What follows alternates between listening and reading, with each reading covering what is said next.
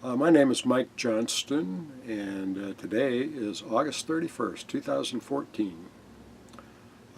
This is Midwest Freefall in Michigan, Ray Township, Michigan, and the event is the reunion of the Great Lakes area competitors from the 70s.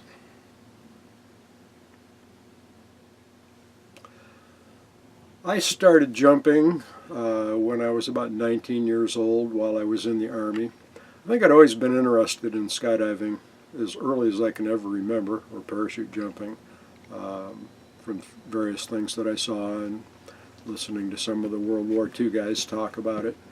And so when I was in the Army, I signed up for jump school. And after jump school, they sent me to Fort Bragg with the 82nd Airborne Division. And the division had a sport parachute club, the 82nd Club, and that's where I started skydiving. And I think I got a really good foundation out of the instruction that the club gave in those days. The first jump course took a week. You had to work on the drop zone for a day, helping out with the chores before they would let you jump. And so I began skydiving. When I got out of the Army, I came to Michigan and started jumping with the local drop zones. And I was finding factory work and thinking that it would really be great to make a living in skydiving. And at that time, very few people did. There were a few parachute equipment companies, and their employees, of course, worked in the parachute business. And there was a full-time drop zone in the middle of Ohio called Greene County in Xenia, Ohio, and they had a rigger that lived there and was their full-time rigger, and that became kind of a goal for me. So I became a parachute rigger and recognized that the equipment side of things still limited the amount of, or the number of jobs that would be available in skydiving. I did get into equipment manufacture in the early days when we were developing equipment, and the equipment went through so many changes.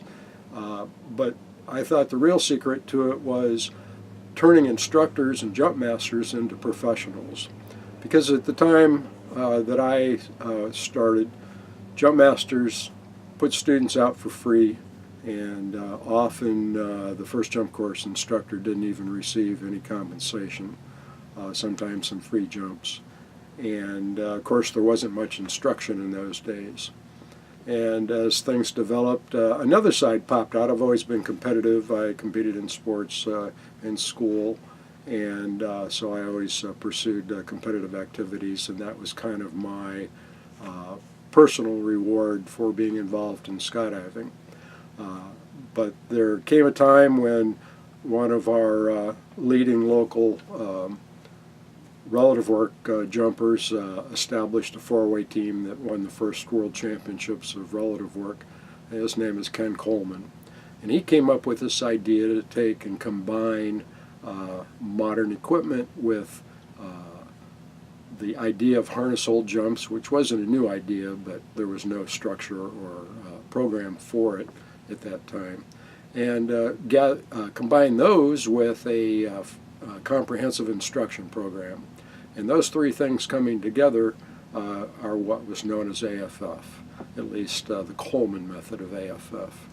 And so as he was developing that, he recruited me. Actually, we had worked together in the gear industry for a while and jumped together.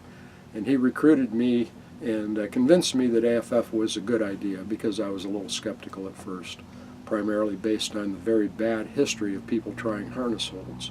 But he had a good system, had good safety features, and so he had involved me and asked me to help come up with a way of teaching instructors. I was an instructor examiner at the time already, so that fit right in, and a master parachute rigger by that time, and eventually became a designated parachute rigger examiner before AFF came along. And so we're working on this stuff and going through the process of getting USPA to accept it when he was taking a balloon ride, and the balloon crashed into wires and he was killed in the fire that ensued. And so I made it my task, my responsibility to see that AFF got underway and this great idea that he had perpetuated. But my own personal little part of it was promoting to the drop zone owners as we went around teaching the first AFF instructors the idea of that this was a professional type of job that required quality skilled people, and quality skilled people should be paid appropriately. And that, I think, is what started to open up the idea of instructors and jump masters being paid for their work. And of course tandem came along within a few years, and that further opened things up. And today we not only have professional instructors and coaches that are able to make a living doing this, but we also have a lot of coaches that teach higher levels and coach competitive teams, and we've really expanded the opportunity to make your living in skydiving. And as this has progressed, of course, more equipment gets sold, which brings more people into the equipment industry, and so this is a thing that's very satisfying to me, that now it is possible for a young person coming into skydiving to choose it as a career. And provided they have the skills and can develop the knowledge, they can find a place where they can work and make a living as a professional skydiver.